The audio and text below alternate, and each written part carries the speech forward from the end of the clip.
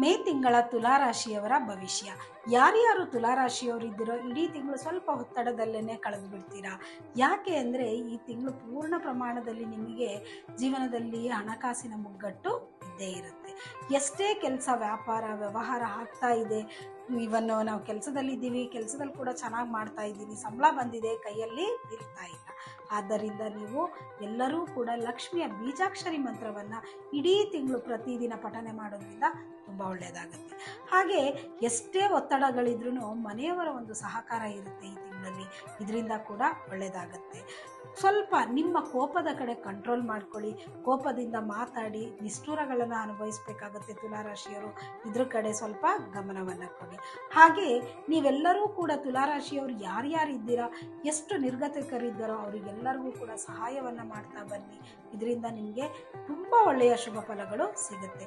ಲಕ್ಷ್ಮಿಯ ಬೀಜಾಕ್ಷರಿ ಮಂತ್ರ ಇರ್ಬೋದು, ಅಥವಾ ಲಕ್ಷ್ಮೀ ದೇವಸ್ಥಾನಕ್ಕೆ ಪ್ರತಿ ಶುಕ್ರವಾರ ಹೋಗಬೇಕಾದ್ರೆ ಮಲ್ಲಿಗೆ ಹೂವನ್ನು ಮಿಸ್ ಮಾಡ್ದಲೇ ತಗೊಂಡೋಗಿ ಲಕ್ಷ್ಮಿಯಲ್ಲಿ ಪ್ರಾರ್ಥನೆ ಮಾಡ್ಕೊಂಡು ಬನ್ನಿ.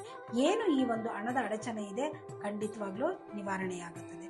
ಹಾಗೆ ಪ್ರತಿದಿನ ಬೆಳಿಗ್ಗೆ ಎದ್ದ ತಕ್ಷಣ ಯಾವುದಾದ್ರೂ ಒಂದು ದೇವಿಯ ಆರಾಧನೆಯನ್ನು ಶುರು ಮಾಡ್ಕೊಳ್ಳಿ. ತುಲಾರಾಶಿಯವರು ಯಾರ್ಯಾರಿದ್ದೀರಾ, ಗಂಡು ಮಕ್ಕಳು ಇರ್ಬೋದು, ಹೆಣ್ಣು ಮಕ್ಕಳು ಇರ್ಬೋದು, ಎಷ್ಟು ಸಾಧ್ಯನೋ ಅಷ್ಟು ಯಾವುದೇ ಒಂದು ದೇವಿಯ ಆರಾಧನೆಯನ್ನು ಪ್ರತಿದಿನ ಒಂದು 10 ನಿಮಿಷಗಳ ಕಾಲ ಮಾಡ್ತಾ ಬನ್ನಿ.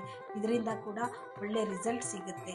ಹಾಗೆ ಎಲ್ಲಾದರೂ ಹೊರಗಡೆ ಹೋಗಬೇಕು, ಈ ತಿಂಗಳಲ್ಲಿ ನಿಮಗೆ ಅತಿ ಹೆಚ್ಚಾಗಿ ಸೌಂದರ್ಯದ ಕಡೆ ಮನಸ್ಸು ಬಂದುಬಿಡುತ್ತೆ. ಹಾಗಾಗಿ ಟ್ರಿಪ್ಗಳಿಗೆ ಹೋಗಬೇಕು, ಫ್ಯಾಷನ್ ಶೋ ಮಾಡಬೇಕು, ಆ ಥರ ಯಾರಾದರೂ ಇದ್ದರೆ ಖಂಡಿತವಾಗ್ಲೂ ಮಾಡಿ.